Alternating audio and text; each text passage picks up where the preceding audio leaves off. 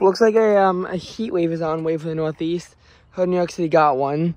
Fortunately, number one, I was away, and my location was also spared, even if I was here from the heat wave. Although where I was, it was a lot colder. I took a trip. The high, well, we went to Niagara Falls. It actually did get to about 84 degrees. The high was 82 in Toronto on Tuesday. We went to Vargon on Wednesday. High there was 75. Corfu on Thursday. The high there was 80. And we're just getting back. Temperatures are currently in the upper 70s right now. Don't have any proof of that. But it's okay. But there is about to be a warm pattern coming on. Now, one thing I want to discuss in this video is how you can look at a weather map and tell what kind of a front is coming by looking at temperature data. Dark sky is the most useful for this. Now, do you recommend using dark sky for temperatures? No, use AccuWeather for that. But dark sky is useful for analyzing hour-by-hour trends, and in some ways, AccuWeather fails to pick up on this. There are ways to tell using dark sky whether or not a cold or a warm front is coming, especially because telling them apart may not always be the easiest thing to do in the world. And we're going to take a look at some examples. Because one thing I want to talk to you about is, how you can analyze these trends. Because I want you to be able to learn how to be able to do this. And sometimes it's hard to tell. So, first of all, at night, if you ever see a high temperature, anytime after like 6 or 7, then obviously warm front's coming on. Also, look at what the temperature's doing. Look at if it's like staying like this and only barely dipping. High temperature times don't always tell you everything, and typically this will be reflected, but not always. I'll give you some examples. Take March. March 4th had a high of 34 degrees and a low of 20 degrees. Which made it at the time the coldest high temperatures in February 15th, where it was the last day that failed to get above freezing with a high of only 30 degrees. Now, March 28th would actually get very close to this, with a high of 33 degrees and a low of 23 degrees. There were a few other days where the high threatened to get out of freezing, but it didn't do so. And the season where this happened was actually quite short this year, because the first day that the high failed to get below freezing was actually January 8th, with a high of 31 and a low of 16, I want to say. Every single day of the winter before January 8th managed to get above freezing, at least at some point.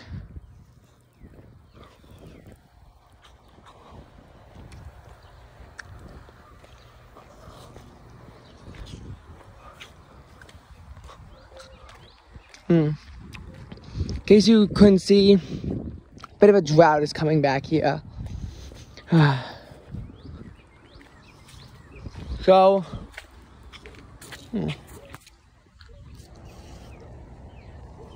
anyway, so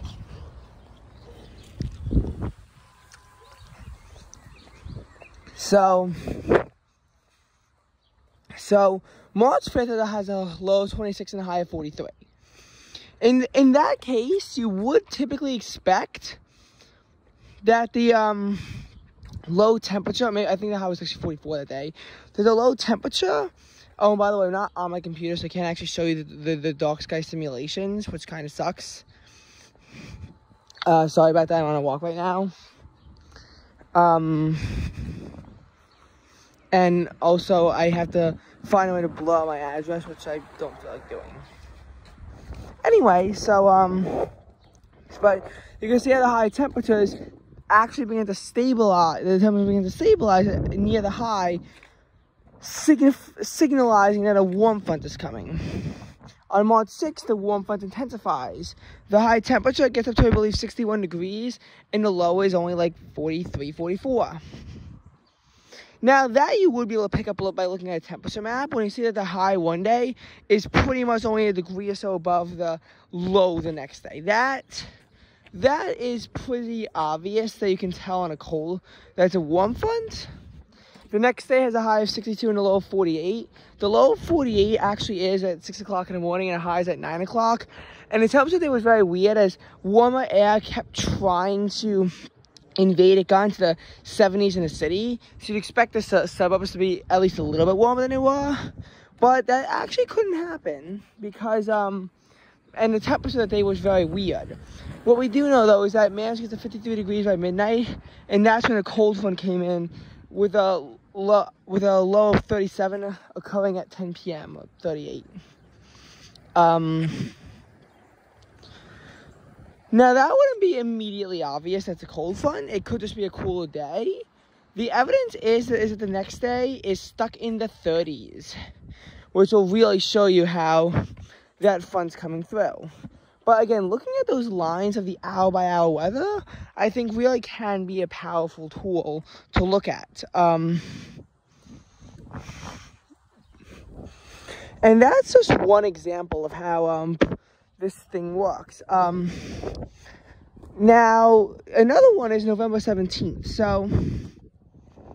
So November 17th, the low gets down to 31 degrees and the high is at 58.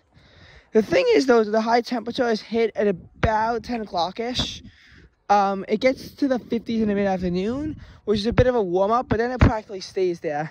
You'll also typically see that the dew point begins to rise in these kinds of situations because evening humidity is always higher.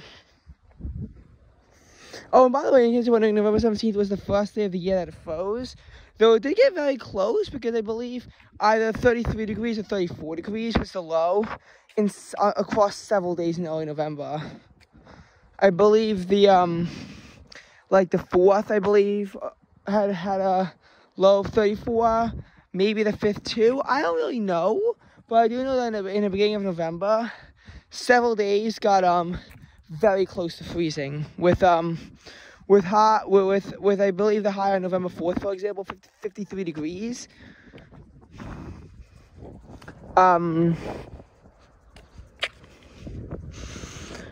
Which was actually only 1 degree higher than a Memorial Day weekend. But again, the cold front on November 13th would actually cause a lot of damage. And although the November 12th cold front, you can't immediately look by looking at day-by-day weather thing. And I'll tell you why in a second. But you can see the warm front, the next day, it gets down to 54, 53 in the morning. Gets up to 66. Here's what happens. Low temperature is 49. Dark sky will not tell you this, even though the lines show a significant drop. And it can be kind of hard to follow on the hour by hour because at 11 p.m. the temperature is still higher than it was at 6 a.m. or the same. But the temperature, then the main cold front annoyingly comes in between 11 p.m. and midnight. And the temperature during that time drops by 4 degrees. It gets to 49 degrees by midnight.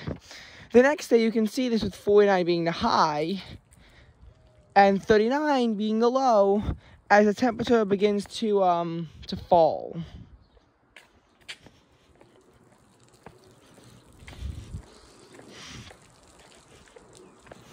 But the November 12th cold front can be hard to tell because you had a high of, I believe, 65 and a low of 45. Please, if you go on AccuWeather to look this up, I'm not actually on my location, so please let me go. When I go on AccuWeather and look this up, do not tell me the high was only 61. If it is, I will scream and I will actually make a YouTube short about it, about the November 12th weather. I'll do that when I get home. But then the thing is that the low is 45, which is hit at midnight. Without a line-by-line graph, not only can you not see that, but you won't even be able to notice that it's happening because the high the next day was 63. Now, the low of 39 will somewhat give it away, and if it doesn't, then I think the high that day was 63, yeah. And if it doesn't give it away, then the high on November 15th is only 49 with a low of 37. So that should help show that there was a cold front.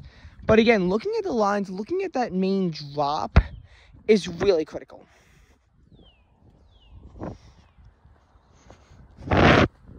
Because that's how these cold fronts work. And you won't always have a big storm to kind of help you along and whatnot. Now, the most with cold front, it actually was in the 60s in the morning, with the high being at 10 o'clock in the morning. Sign number one that a cold front is coming on, but not the definitive proof. Now, the low is obviously at midnight. Dark sky is annoyingly putting it like 50 or 51, kind of fluctuates. Now, dark sky tends to not pick up on these things as well as AccuWeather can, and AccuWeather tends to be able to, in a cold front, better grasp when the low temperature is actually hit in ways that dark sky somewhat struggles in.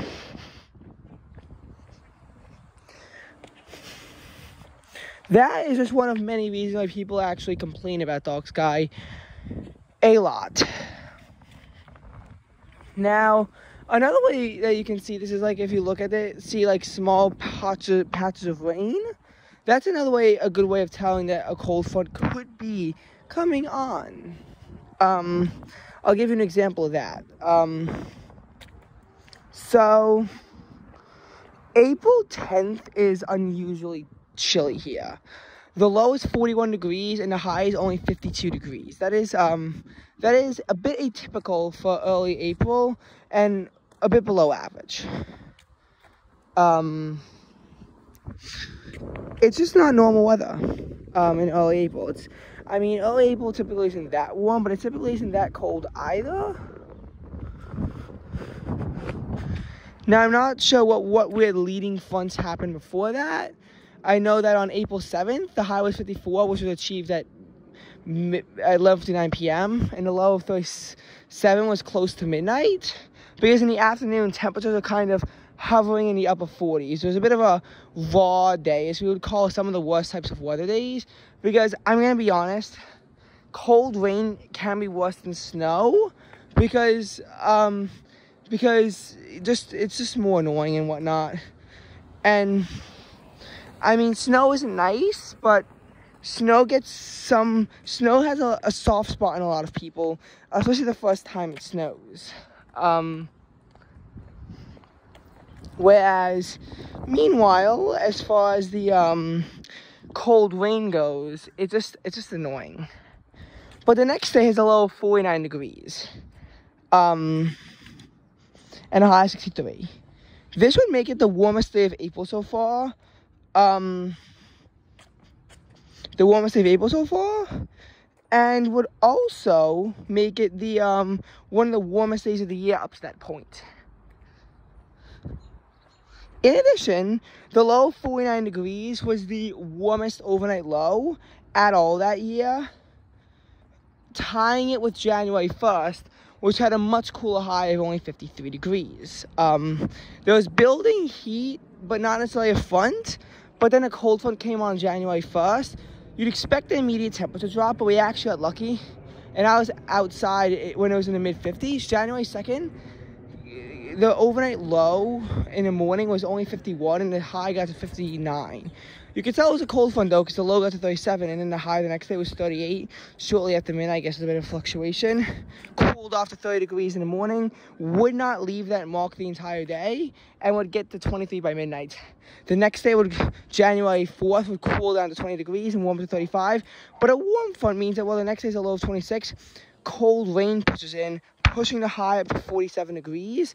But then there's an immediate cold front drop afterwards, where the temperature, the high of 41 is at midnight the next day, and it gets down to 35. A winter storm comes on, dropping it down to the 20s, yada, yada, yada. I know I'm boring you with the weather in the first week of January. That's really tangential. But the thing is that April 9th, the high struggles to leave the 50s. And then we have April 10th, because there's clearly a cold front coming on. 49 is achieved in the morning, and it's also achieved close to midnight. It's achieved at 2 points. When it happens, you can typically tell the next day is going to be a little bit colder. Cold fronts can be weak or strong, and so can warm fronts. So then April 11th is cold, has a high in the I think the low gets down to about 37 and the high is only in the mid 50s. But then the next day there's warmth coming on. Dark Sky does say there was a wind chill that morning, and the low did get down to 48 or 49. AccuWeather is putting it at 50, which I tend to trust more. That 50 degrees would make it the first day of the year, and the first day since December 16th to have a low in the 50s. That managed to maintain itself the whole day. The high got up to 71 degrees. It wasn't supposed to get quite that hot, and I guess because of the drizzle in the morning, people were wearing a lot heavier clothing than what they would normally wear in 71-degree weather. And people began to become more aware of that when the April 14th heat comes about, because what happens the next day is that the low does cool off into the upper 40s, like 47, 48 or so. Then the high gets up to somewhere between 66 and 68. The next day has a low of 54, and a high is pushing it that gets up to 73. That was my first day wearing a short sleeve shirt of the entire year. And my last 4 weeks. Because the next day, the cold front comes in, but it's not very obvious to see because while the low does get to 46, the high the next day is still 68. It's a very weak cold front, and a stronger cold front will come in the next day with a high of 64 and a low of 46. That was at midnight. The morning low, in case you're wondering, was 54. And this is why on Easter, the low is 41 and the high is 51 after it had been warm for 5 days. With all the high temperatures being 64 degrees or above. And in the city, all 5 days had highs in the 70s. And then it's like, oh, hello, cold air. The day after that, in my location at least, in the city was probably similar. The high was 52 and the low was 34. Which, in case you're wondering, was the coldest it got since it actually froze on March 30th with a low of 28. And would also kind of happen to be the, and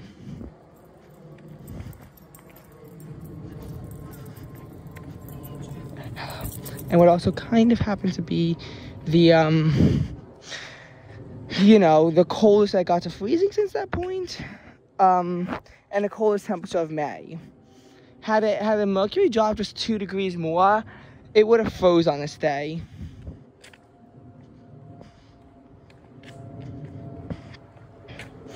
However, it got to 38 3 degrees later, and that was the last time it hit the 30s. Even though Dark Sky says it was, and I'm going to be honest, Dark Sky's probably right at least on the 28th, that it did get to 38 or 39 degrees. But AccuWeather is saying 40, and I'll stick with that, because I don't want to sound too wishy-washy between sources. I've learned that that's a bad thing.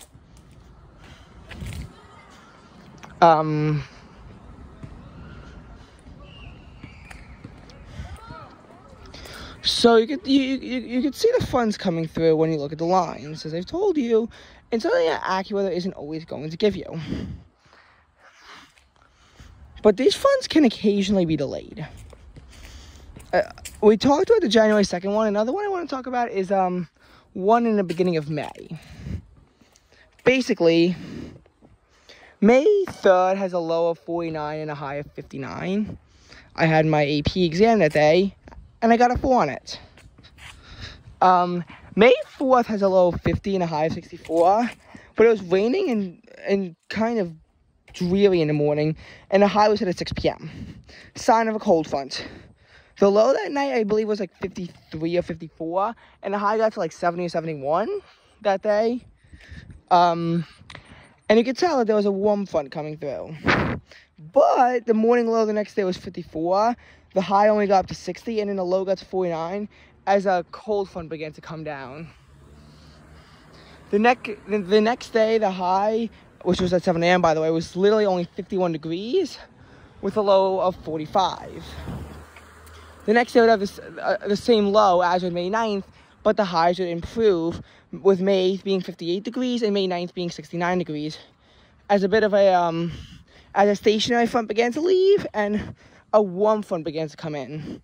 Hence why the next day had a high of 72 and a low of 50, and the day after that had a low of 53 and a high of 76. And the day after that, the high wasn't quite as high at 73, but the low had warmed up to 56.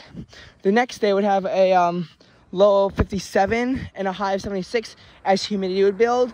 The next day would have a low of 59, which was the closest at that point we had to having a low in the 60s, which, fun fact, would happen more often in May than a low in the 40s, which is weird. And it also happened in October, which is also weird. And a high of 72. The Sunday would have a low of 57, a high of 74, I want to say. That Monday would have a high of 71 and a low of 59. Then finally the humidity begins to drop, and we actually had a low of 55 on May 18th. Here's the thing though, even though it's a cold front, when you get this, with the sun being this strong, it can be hard to identify them. It really can be. And I'm actually glad that I got to this point, because now I can actually show you, even though the humidity dropped and it began to feel more like spring than summer on this day, the high temperature still hit 78 degrees, which at that point was the warmest of the year, overtaking the title jointly held by May 11th and 13th.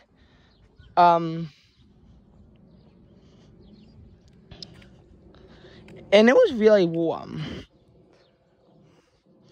The next day, everyone thought it was going to get really warm, but the temperature busted, and while the low is a similar 55, the high only hit 72. I can actually prove to you what the temperature is going to be now, in a little bit.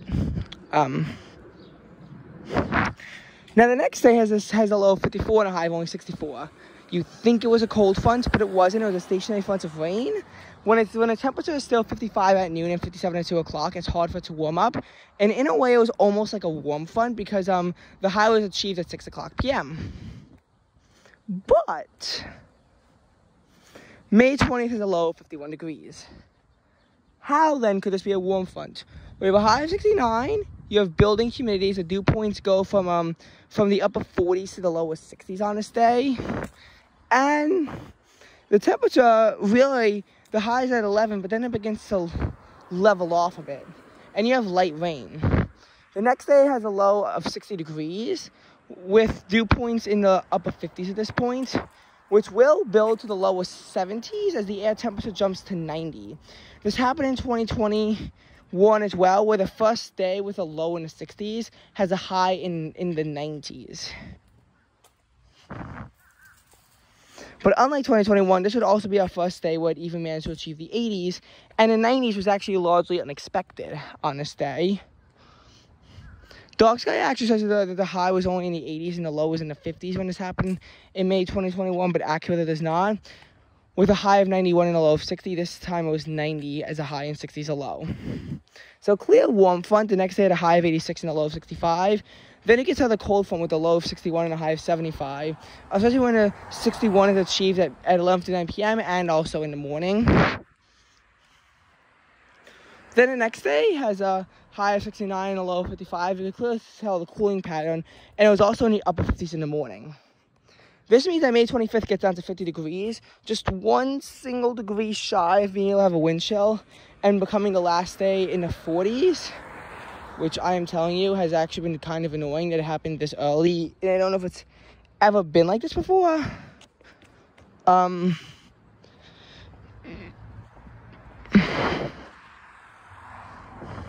May 26 had a low of 51 and a high of 67. I mean, there were so many parts of Long Island that had where the low temperature did drop into the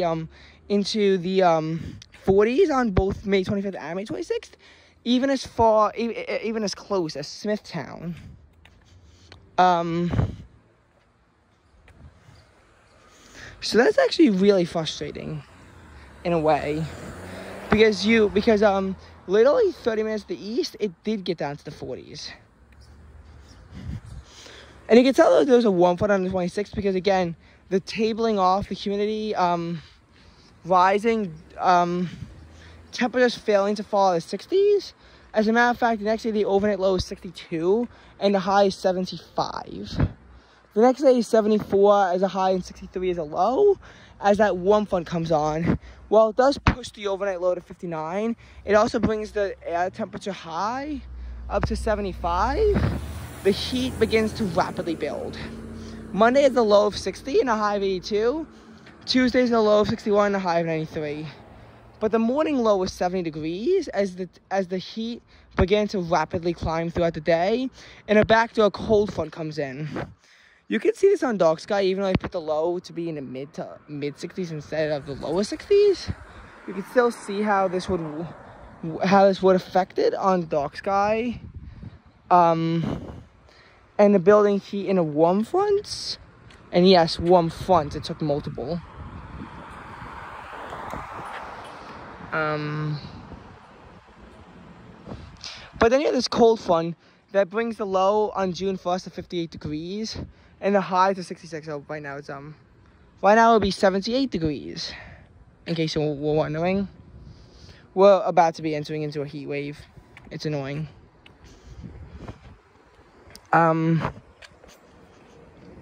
So yeah. Then also the thing was like a warm front and then a cold front is followed afterwards. But yeah, the thing is that sometimes cold, raw-ish, dreary days in June can translate to very warm days after. Like on June 12th, where the high temperature is capped off at like 72 or 73, with lows in the lower 60s.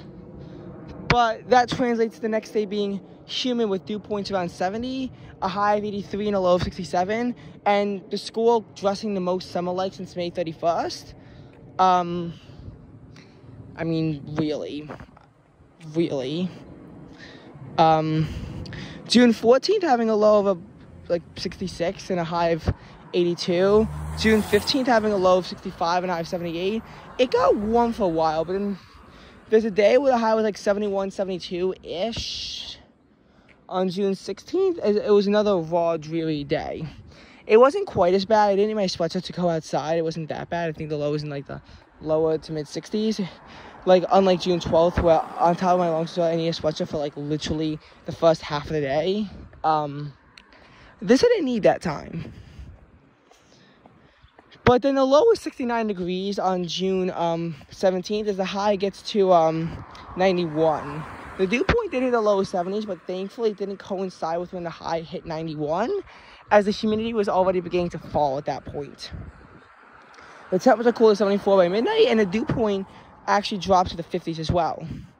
That 74 would translate to the high the next day, as the temperature fell into the 60s, only rose by a few degrees. I mean, I went to a Mets game. Combined with the extreme winds and temperatures and the dropping temperatures through the 60s, I needed to buy a sweatshirt to go on top of my already long sleeve shirt. It was brutally cold there. And a lot of people will be like, I'm prepared for this. The low temperature got to 54, and you can tell there's a cold front, but it slightly rose as the low the next day was 55, with a high of 75. And this is on June 19th. June 20th is a low of 55 and a high of 79. But it isn't really a warm front, as there's very little humidity. And the next day, the high, I believe, is 78, with a low of 58 or 57 or something. Then you have the most dreary day of June. While I didn't need my sweatshirt to go outside, I regret not putting one on. Because the high was 68 at pretty much midnight. The low was 59 at the next midnight. Temperatures are dropping through the 60s, and it was raining pretty much all day. As in, pretty much all day.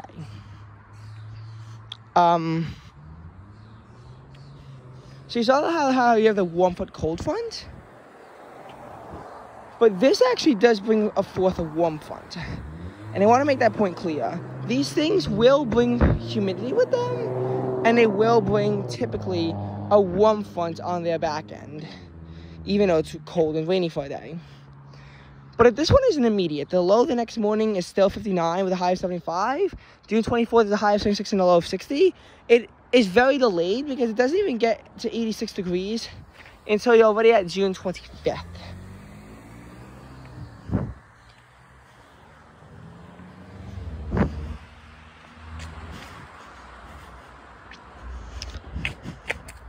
So again, you know, and obviously it could be like a cold wave or a heat wave.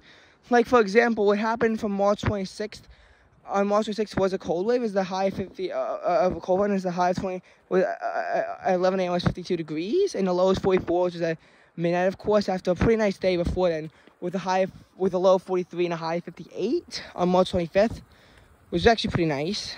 Though not as nice as the previous March with a low of 47, and really the morning low was 50 because of the cold front that came in after a warm front the day before, where the low was 44 and the high was 54, and it was kind of rainy all day.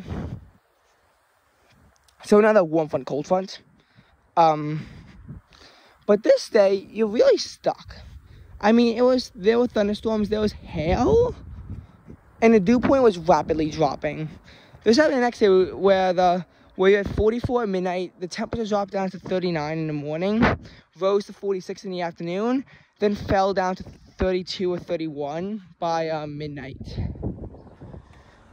So it froze on this day, and this would be the first of 4 days that it freezes. There's actually this thing where you have the cold front, and then you have these conditions for 3 days in a row. I might make a video on something like that, because this thing does tend to happen a lot, annoyingly. The next day, you have very fast winds and very low dew points that are hovering around 0 degrees. The low is 23 and the high is 33. The next day, so this is where it begins to become more of like a polar vortex type of scenario. The next day is a high of 39 and a low of 24. This would be the last day of the year where the high fails to leave the 30s. Then the next day you have a high of 44 and a low of 28, but you can tell a warm front's coming on because that 44 translates to the low on March 31st, the high of 60. And while the temperatures would be identical on April 1st, it would be flipped because now the temperature is dropping from 60 down to the low 50s, pushing into the mid 50s, and then falling down to that low of 44, which would actually lead to a bit of a very dreary day on April 3rd, skipping those seconds to April 3rd, which would become the last day of the year where the high fails to leave the 40s. And it's kind of funny how the two happen within 5 days of each other. But that day was also stuck in the 40s because the low was 40 and the high was 47. I'll make a video about days that are like stuck in a certain temperature range, because those can actually be kind of fun. Oh, I have to, yeah.